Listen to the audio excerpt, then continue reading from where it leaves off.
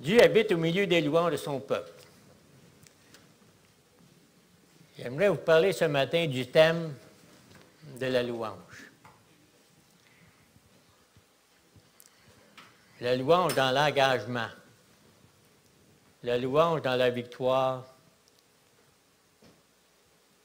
Et dans la louange dans laquelle on porte de beaux fruits pour Jésus-Christ. Dans la parole de Dieu, il y a plus de 840 versets sur les mots louer, célébrer, chanter, se réjouir.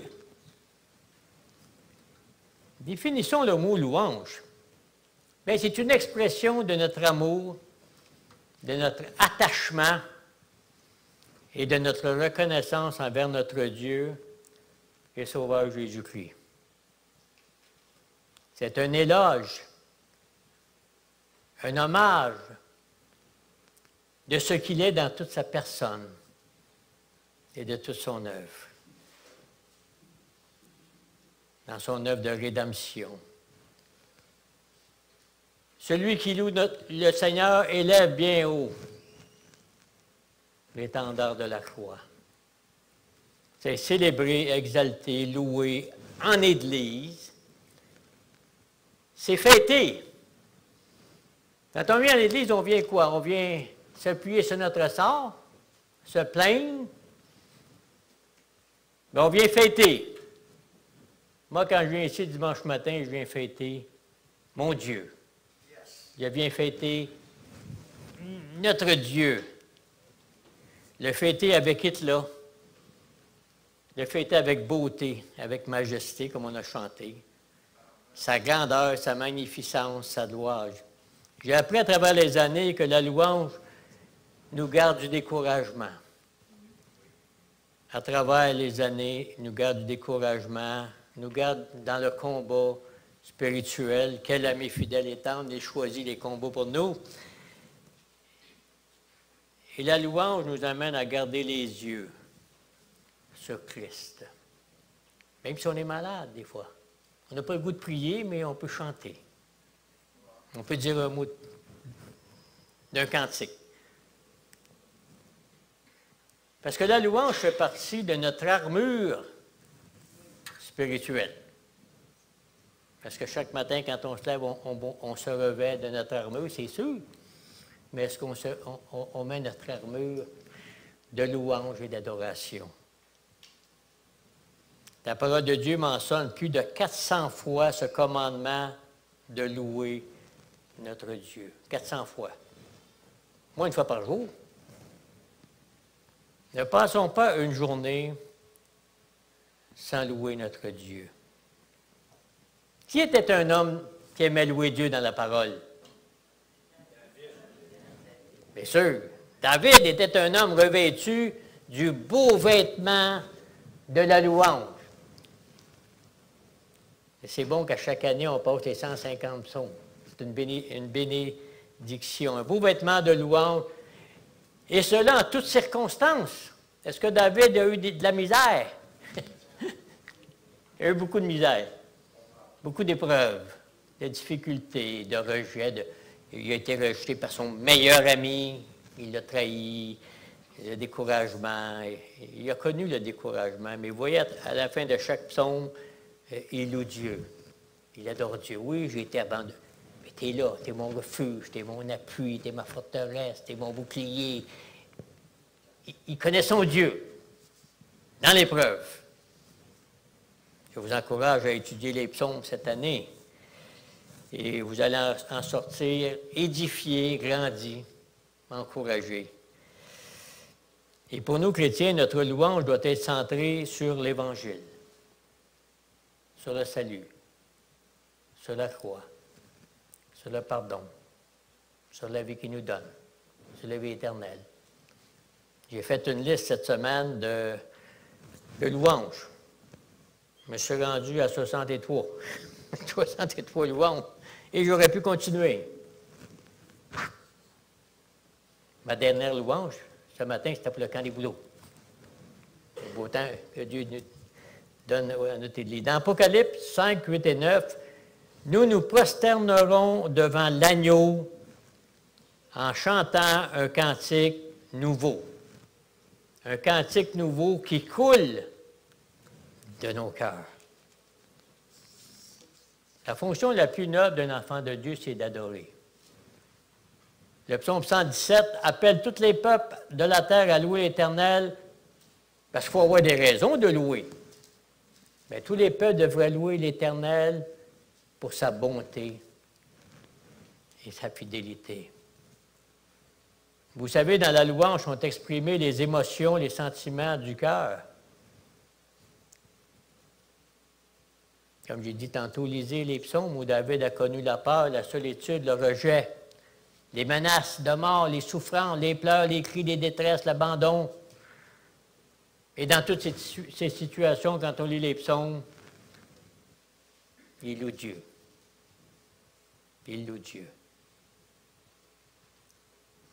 La louange dans le cœur du croyant. Est-ce que la louange, quand vous louez le Seigneur ici, est-ce que ça vous rend heureux? Ça nous rend heureux en Christ. Parce que la louange nous porte au trône même de Dieu. Quand on loue Dieu, on s'approche de lui, on est bien. La louange dans notre cœur, bien, ça produit la joie et l'allégresse. La louange dans notre esprit, qu'est-ce qu'elle produit? Le contentement. Et dans notre âme, qu'est-ce qu'elle produit, la louange? Bien, elle produit une paix durable. C'est ce que j'expérimente personnellement dans la louange, parce que la louange, elle est au centre de l'histoire biblique. Elle est partout. Elle est au centre de la vie du disciple de Christ. Regardons 3 points d'une vie vécue dans la louange. La louange dans le combat. On va lire dans 2 Chroniques 20. 2 Chroniques, chapitre 20. 2 Chroniques, chapitre 20. On parle du roi Josaphat, ici. 20.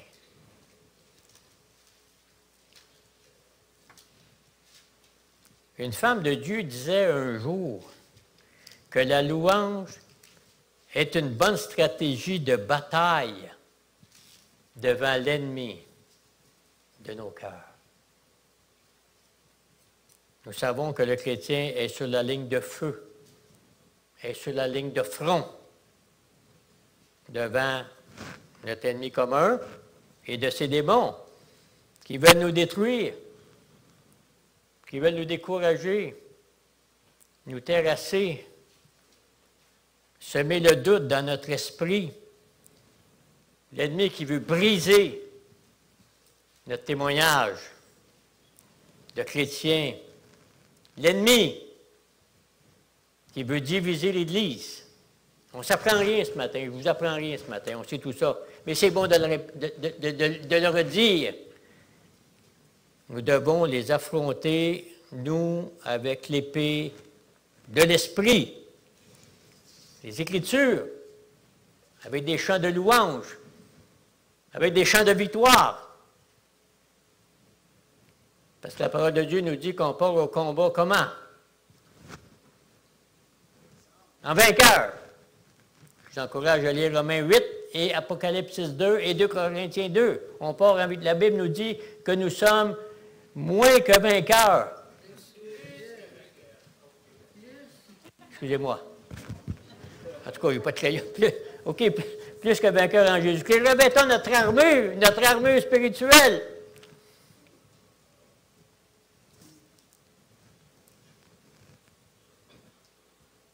Debout, Sainte-Cohorte, soldat du roi des rois, tenez d'une main forte les tardares de la croix. Debout, vaillants soldats.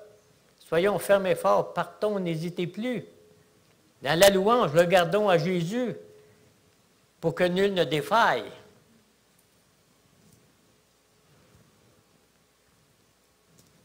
Pour que nul ne défaille. Psaume 27, on nous dit « Et déjà ma tête s'élève sur mes ennemis qui m'entourent. » Qu'est-ce qu'il fait David? Je t'offrirai des sacrifices au son de la trompette. Je te célébrerai. Je te chanterai. Psaume 47, versets 6 et 7. Psaume 89. Heureux le peuple qui connaît le son de la trompette. Et il marche à la clarté de ta face. J'ajouterai la louange aussi. La parole de Dieu dans le combat chrétien. Regardons maintenant 2 Chroniques, chapitre 20. Aidez, tu peux te lever debout et lire bien fort, versets 1 à 4 du chapitre 20. Après cela, les fils de Moab et les fils d'Ammon, et avec eux des Maonites, marchèrent contre Josaphat pour lui faire la guerre. On vint en informer Josaphat en disant, « Une multitude nombreuse s'avance contre toi depuis l'autre côté de la mer. Depuis la Syrie, ils sont à Hatsatson, Tamar, qui est en Guédi. » Dans sa frayeur, Josaphat se disposa à chercher l'Éternel. Il publia un jeûne pour tout Juda. Juda s'assembla pour invoquer l'Éternel, et l'on vint de toutes les villes de Juda pour chercher l'Éternel. Merci. 3 armées marchent contre le roi Josaphat pour lui faire la guerre. Qu'est-ce qu'il fait là maintenant, mon ami Josaphat? Il cherche l'Éternel. Il jeûne. Il prie. Au verset 13,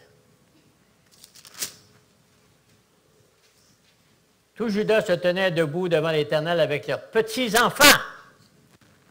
Les grands-papis et mamies, vous êtes interpellés là. Avec leurs petits-enfants, leurs femmes et leurs fils. Même les enfants se joignent à cette piété, à ce jeûne. Et à travers le chapitre, il rappelle à Dieu ses promesses, sa gloire, sa réputation. Il prononce sa souveraineté, il parle de son alliance dans les versets 12. « Oh, notre Dieu, n'exerceras-tu pas tes jugements sur eux, car nous sommes sans force devant cette multitude nombreuse qui s'avance contre nous, et nous ne savons que faire. Mais nos yeux sont sur toi. » Des fois, on ne sait pas quoi faire dans la difficulté ou dans l'épreuve. On regarde à Jésus. On regarde à la croix, on regarde à celui qui a souffert à notre place. À celui qui peut nous aider, nous soutenir, nous fortifier, nous encourager, nous consoler. Donc, il rappelle les promesses de Dieu. Il prononce sa souveraineté, il dit sa présence, sa dépendance. Et Joseph, ici, veut défendre l'honneur de Dieu. Dans les versets 14 à 17, l'Éternel répond à sa prière. Lisons les versets 15. Verset 15. Jacaziel dit, « Soyez attentifs, tout Juda et habitants de Jérusalem, et toi, roi Josaphat. Ainsi vous parle l'Éternel, ne craignez point et ne vous effrayez point devant cette multitude nombreuse, car ce ne sera pas vous qui combattrez, ce sera Dieu. » Des fois, on s'achante dans le combat chrétien, puis on oublie de se reposer sur Dieu. On oublie de regarder à lui, mais on trouve toutes sortes de trucs, de moyens pour sortir de notre misère. Pendant que Dieu nous regarde, je suis là. Ah, le repos dans la tempête, le repos dans l'épreuve. On voit la promesse de l'Éternel qui serait avec Josaphat. Et qu'est-ce que fait le peuple au verset 18? Josaphat s'inclina le visage contre terre, et tout Juda et les habitants de Jérusalem tombèrent devant l'Éternel pour se prosterner en sa présence. Et verset 19, les Lévites se levèrent pour célébrer d'une voix forte et haute l'Éternel le Dieu d'Israël. Quand on va au combat, on y va avec la louange. On y va avec l'adoration. Il célèbre ici l'Éternel. Célébrer veut dire exalter, veut dire louer publiquement. Fêter. Fêter une victoire à venir. Avec foi. Verset 20. Le lendemain, ils se mirent en marche de grand matin dans le désert de Tekoa. À leur départ, Josaphat se présenta et dit, « Écoutez-moi, Juda et habitants de Jérusalem, confiez-vous en l'Éternel, votre Dieu, et vous serez affermis. » Confiez-vous. Verset 21. Puis, d'accord avec le peuple, il nomma des chantres. Hey, on s'en va à la guerre. Là. Pas le temps d'apporter la guitare et le violon. On s'en va au combat. Mon épée, mon revolver, je ne sais pas quoi. Non, non. On amène des chantres avec nous autres. Ah. Qui est revêtu d'ornements sacrés marche devant l'armée. Célébrait l'Éternel et disait, louez l'Éternel car sa miséricorde durera toujours. Au moment où l'on commençait les chants et les louanges, l'Éternel plaça une embuscade contre les fils d'Ammon et de Moab qui étaient venus contre Juda et ils furent battus. La puissance de la louange dans le combat de la foi. On va en avant. On va faire ça à un moment donné, un dimanche, on va aller évangéliser dans le parc, on va mettre tous nos choristes en avant, les instruments, puis on va marcher en arrière d'eux autres. Puis on va donner des pamphlets chrétiens. C'est pas une bonne idée, ça? Pas ça. Retiens ça, Dom. Pour cet été, là. Prends ça en note. Qu'on va aller au parc, on va tous les choristes, les guitares vont chanter, puis nous, on va donner des c'est une bonne idée? Des pamphlets? Hey, il faut garder ça en mémoire, les amis. On va faire comme Josaphat. Et on va au verset 24, que c'est la victoire. Là. Lorsque Judas fut arrivé sur la hauteur d'où l'on perçoit le désert, ils regardèrent du côté de la multitude, voici, c'était des cadavres étendus à terre et personne n'avait échappé. Quand Dieu dit il combat pour nous, il combat pour nous. Pour nous, ce n'est pas la guerre des revolvers, mais c'est la guerre contre les puissants des ténèbres qui veulent nous décourager, nous mettre à terre. Dans les versets 27 et 28, qu'est-ce qui est arrivé là? Tous les hommes de Juda et de Jérusalem, ayant à leur tête Josaphat, partirent joyeux pour retourner à Jérusalem, car l'Éternel les avait remplis de joie en les délivrant de leurs ennemis. Mais nous, notre ennemi, c'est Satan, qui veut nous ravager, nous décourager, nous faire perdre notre foi. Mais dans la louange et l'adoration, notre ennemi va arriver deuxième. Parce qu'on va louer notre Dieu, on va l'adorer.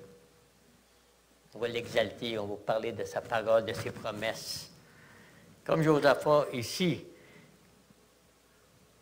comme dit le verset 12, « Nos dieux sont sur toi. » Ils comptaient sur les ressources de Dieu dans cette bataille qu'il avait livrée, et non sur leurs yeux humains. La louange dans le combat de la foi, dans les chants, les louanges. Et Josaphat et son armée furent vainqueurs. Et ils sont revenus joyeux. Quand on a une victoire spirituelle, est-ce qu'on est heureux? On est bien. Merci Seigneur, tu m'as délivré. Merci Seigneur, tu m'as donné la paix. Merci Seigneur, tu m'as soutenu dans l'épreuve. Merci Seigneur que tu m'as consolé dans cette épreuve-là. Et on est vainqueurs. Pourquoi? Car l'Éternel combat pour nous. On voit ça dans Exode 14, 14, que l'Éternel combat pour nous. Et c'est même ajouté, vous gardez le silence. Des fois, c'est bon d'être silencieux et d'attendre que Dieu agisse. Jésus-Christ, la croix, nous permet de triompher de nos luttes et de nos épreuves. Quelle attitude de Josaphat ici? Nos yeux sont sur toi, dans les chants et la louange. Un jour, Jésus nous a ouvert le chemin de la foi. Et il nous a ouvert le chemin aussi de la victoire. De ne pas s'appuyer sur notre sort, de ne pas se lamenter.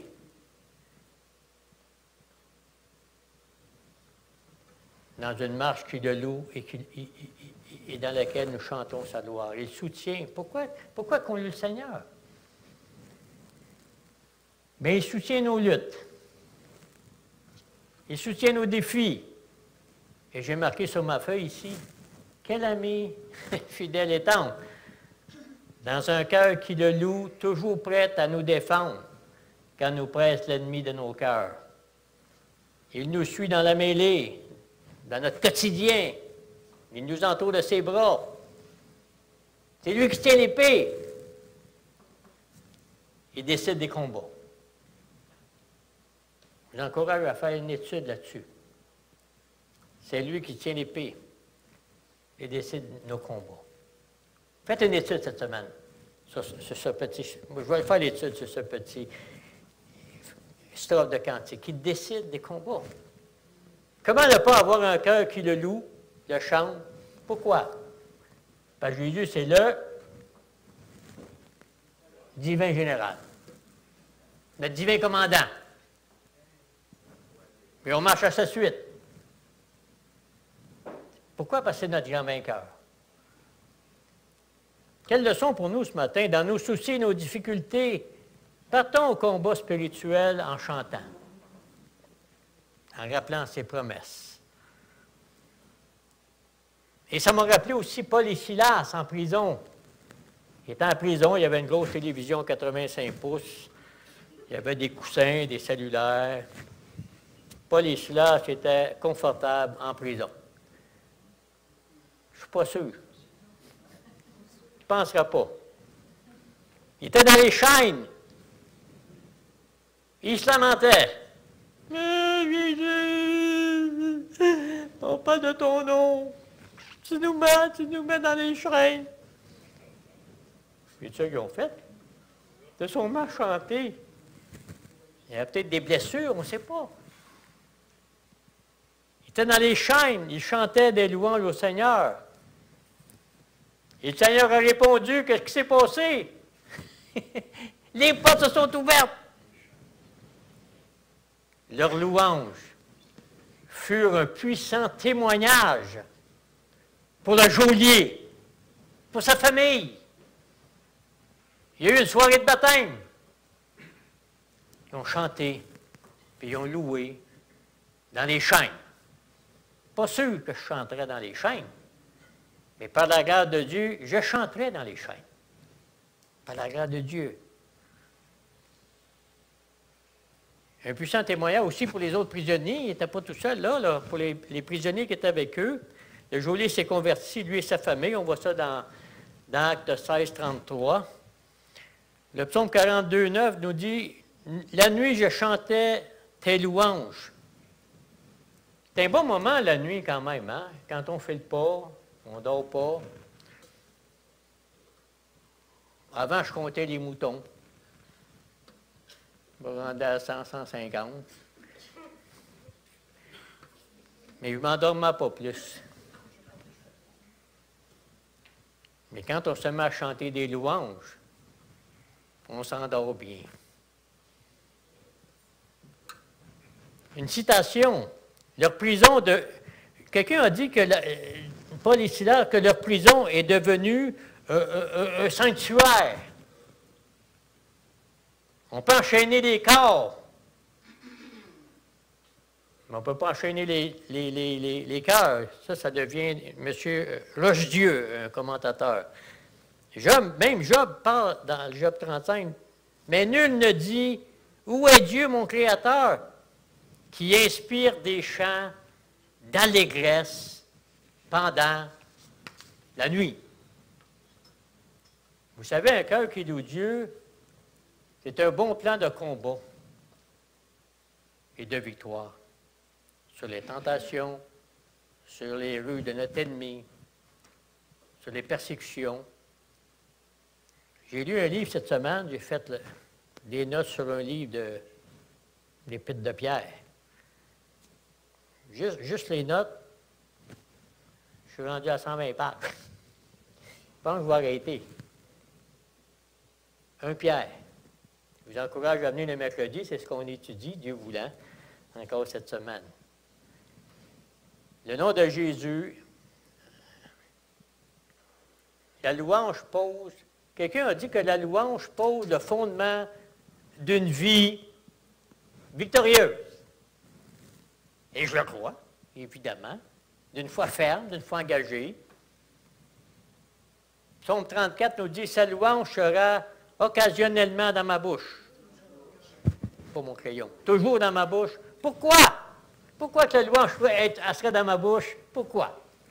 Mais parce qu'elle honore et elle glorifie Dieu. C'est ça qu'on veut dans notre vie, glorifier Dieu. Mais le louer, l'adorer, l'exalter, l'aimer, comme on n'a jamais aimé personne. Psaume 71 dit que ma bouche soit remplie de tes louanges. La bouche. Psaume 119, 16 fois le jour, je te célèbre. Excusez-moi, 7 fois le jour. Ça peut être plus que 7. Pourquoi pas? Le psaume 5 nous dit, entrez dans ses portes avec des murmures, avec des louanges. J'ai pensé ce matin, à chaque fois qu'on ouvre une porte, on devrait louer Dieu. On en ouvre des portes, mais il n'y a pas de frigidaire. On loue Dieu, mais je te loue, Seigneur. La porte du balcon. J'entre dans tes portes avec des louanges, dans ses parvis avec des cantiques. Parce que c'est dans la louange et les chants qu'on a accès à Dieu. Comme on a lu dans le psaume 22, c'est là que le roi des rois nous accueille, parce qu'il habite au milieu des louanges de son peuple. 3 raisons pour louer le Seigneur. Il est bon, dans le psaume 100, il est bienveillant, il est fidèle. 3 vérités immuables et éternelles pour chaque croyant. Même le psaume 107, il nous dit « Célébrez notre Dieu dans l'assemblée ». Assemblée Renaissance. Lisons ensemble Ésaïe 61, 3. Ésaïe 61, 3. S'il vous plaît.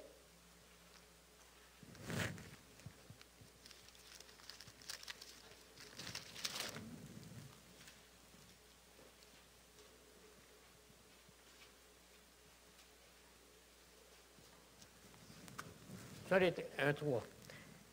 Pour accorder aux affligés, ça c'est la venue de Jésus, évidemment, l'Esprit du Seigneur, l'Éternel, pour accorder aux affligés de Sion, pour leur donner un diadème au lieu de la cendre, une huile de joie au lieu du deuil, un vêtement de louange au lieu d'un esprit abattu. Est-ce que ça nous arrive d'avoir l'esprit abattu? Découragé? Ça nous arrive. Mais il ne faut pas en rester là. Oh, je t'ai abattu, ça fait 2 mois. Viens me voir. Moi, j'ose. Je suis découragé, ça fait 6 mois. Il y a un problème. Viens me voir. On va prier ensemble. Il faut t'encourager. Un vêtement de louange au lieu d'un esprit abattu. On a des fois des esprits abattus, on est découragé des fois. C'est correct. C'est correct. On est humain. Mais il ne faut pas en rester là. 1 Pierre 2, 5, il dit « Ôtons notre vêtement de murmure, d'égoïsme, d'orgueil, de critique, de manque de pardon, de dureté de cœur, de deuil, d'apitoiement sur soi, pour le remplacer par un chant de louange et d'adoration. » Ésaïe 57, 9, « Je mettrai la louange sur mes lèvres. » Une bonne décision, une noble décision. Quelqu'un a dit aussi à un moment donné, la louange ouvre les coffres du ciel. Donc, on a vu le premier point, la louange dans le combat spirituel. Le deuxième point, la louange dans l'annonce du salut. Psaume 96, 1 à 4. Psaume 96, 1 à 4. Psaume 96, 1 à 4. Chantez à l'Éternel un cantique nouveau. Chantez à l'Éternel, vous tous, habitants de la terre. Chantez à l'Éternel, bénissez son nom. Annoncez de jour en jour son salut. Racontez parmi les nations sa gloire, parmi les peuples ses merveilles, car l'Éternel est grand. Il est très digne de louange. On dirait que ce psaume anticipe le jour où toutes les nations du monde vont louer Dieu, vont louer l'Éternel.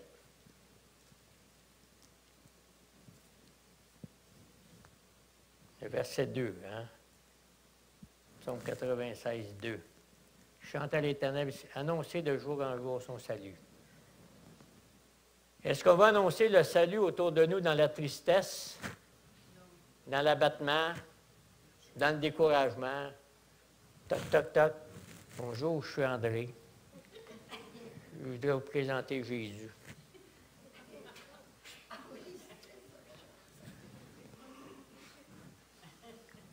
Pas mal sûr que ta Paul va se former vite. Avec raison, d'ailleurs. Moi, j'ai aimé faire du porte-à-porte cet été. Ça me rappelait les souvenirs dans le temps qu'on en faisait à Rosemont et à Anjou. J'étais heureux, là. Heureux d'annoncer l'Évangile. Aider son équipe. Il allait de porte en porte. Est-ce que vous avez besoin de prière? C'est riche, parce qu'on le fait dans la joie. On le fait dans l'amour. On le fait surtout dans la compassion. Ils ne connaissent pas Jésus. Puis ça nous fait de la peine à aider. On aimerait qu'ils connaissent la joie du salut. Est-ce qu'on peut prier pour vous? Et cet été, j'ai été béni les quelques jours, les 2 jours que j'ai fait, d'aller au port. Puis, vraiment, il y avait un monsieur, il pleurait. Puis, on parlait de l'Évangile. Puis, il dit, ma femme vient de mourir, là. Hey, mon ami. OK. Seigneur, viens m'aider, là. Puis il pleurait. Fait que moi, avec ma compagne de Toronto, ben, on a prié avec lui. On s'est mis à côté de lui, on a mis nos mains. Ben, on lui a demandé avant, est-ce qu'on peut prier pour vous? Puis là, il pleurait. On a prié pour ce monsieur-là. J'étais triste pour lui. J'aurais aimé qu'il connaisse Jésus. Hein? Pas la consolation d'André et de la madame avec moi, mais qu'il connaisse la consolation de Jésus. Et quand on le fait, on est heureux, parce qu'on parle de l'amour de Dieu. C'est merveilleux. On ne parle pas d'André Rousseau, là. Qu'est-ce que je suis, moi, là? T'es sauvé par grâce, point à la ligne. Enfin, on annonce l'Évangile. Et c'est ce que ça dit ici, hein? Annoncer de jour en jour son salut, dans la joie, dans l'allégresse, non dans la tristesse et l'abattement, mais dans un cœur où le soleil brille. Quel beau soleil brille dans mon cœur, dans mes yeux, dans ma bouche. Le Cantique 2,94. Quel beau soleil dans mon âme, il éclaire et illumine tout. Chantant partout et annonçant chaque jour son salut, la croix, le pardon, la vie éternelle. Dans mon cœur, je chante une mélodie céleste, harmonie.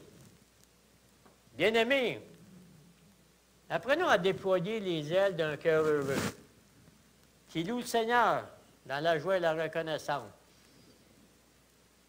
qui affirme avec foi et courage son appartenance à Christ.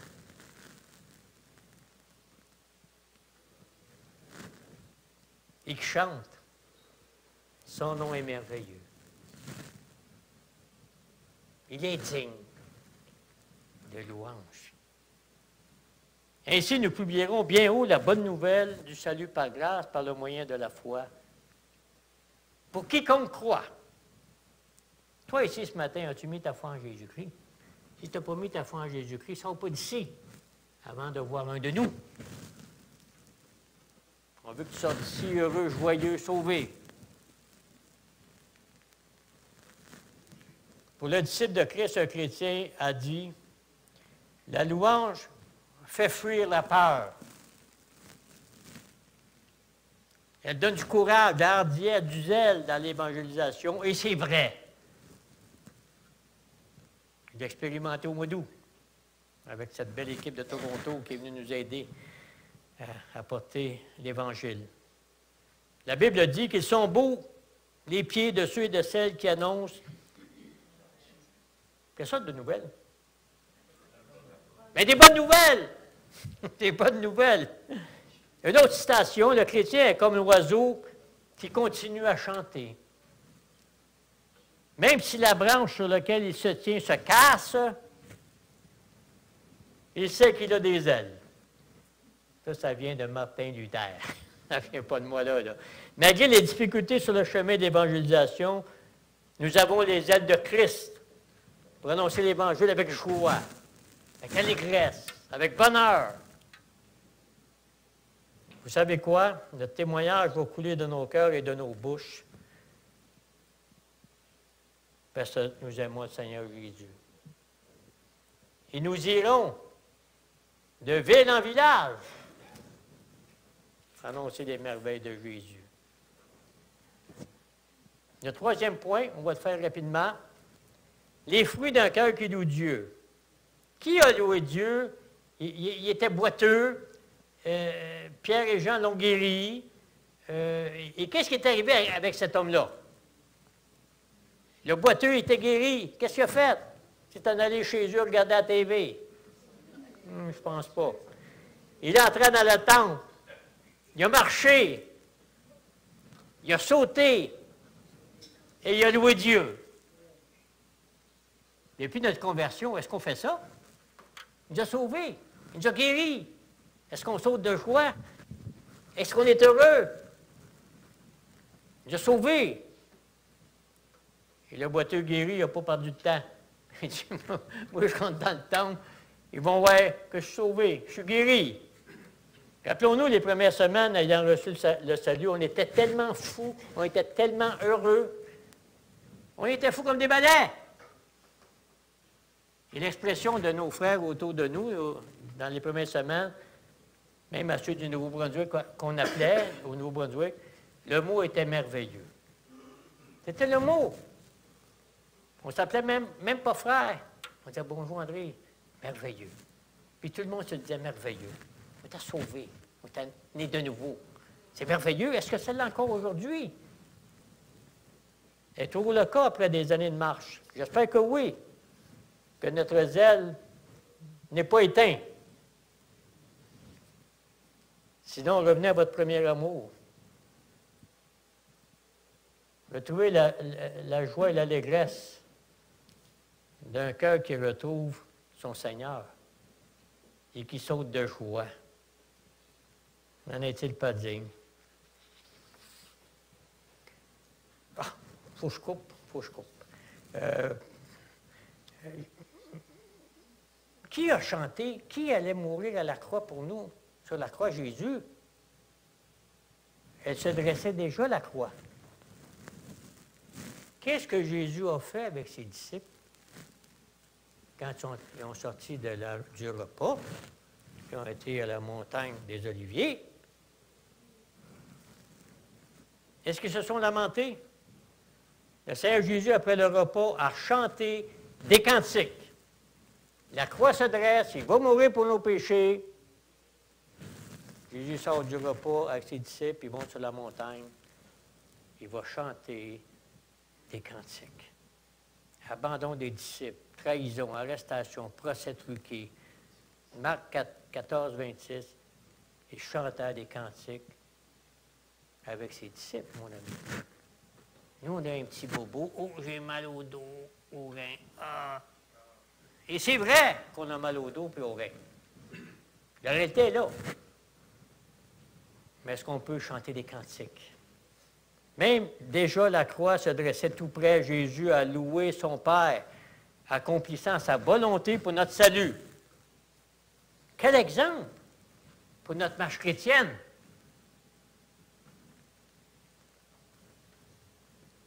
Je vais terminer juste en nommant les fruits. Ça aussi, il faut que je me les mette. Les fruits. Bon, premièrement, elle me donne la joie de m'asseoir à ses pieds. La louange m'amène à marcher dans ses voies. La louange me tient au pied du calvaire. La louange me donne une foi ferme en Christ. La louange nous amène à une vie de prière et de dépendance envers Dieu. Plus on va louer, plus on va prier en même temps. Hein? Lisez les épîtres de l'apôtre Paul. Il commence toujours... Avec quoi donc? Il commence toujours par la louange, les requêtes, les prières. Elle nous amène à une vie de sainteté. La louange m'amène à un service joyeux et béni. Elle m'amène à un témoignage puissant. La louange va apaiser, alléger les circonstances difficiles de ma vie. Elle va rendre mes pieds légers dans ma marche. Elle va nous rendre humbles. Psaume 131, lisez ça après-midi. La louange, c'est l'antidote à l'inquiétude, à la déprime, à la solitude. La louange nous garde heureux dans sa loi. La louange nous fait rayonner de la beauté de l'Évangile. Elle nous garde calmes et en paix. La louange est le langage du ciel. Lisez Apocalypse. Elle nous gardera en bonne santé spirituelle, la louange. Elle nous donne un repos pour l'âme fatiguée et agitée. Elle est notre force dans le combat de la foi. La louange est le secret de la victoire. La louange est précieuse et agréable devant Dieu. Elle fait notre joie en Christ. La louange élève notre esprit au-delà des difficultés. Elle réjouit le cœur du racheté en son sauveur. Elle dissipe les doutes. Parce que tout ce qui respire loue l'Éternel. On va terminer ici. Merci de votre patience. Que le Seigneur vous bénisse.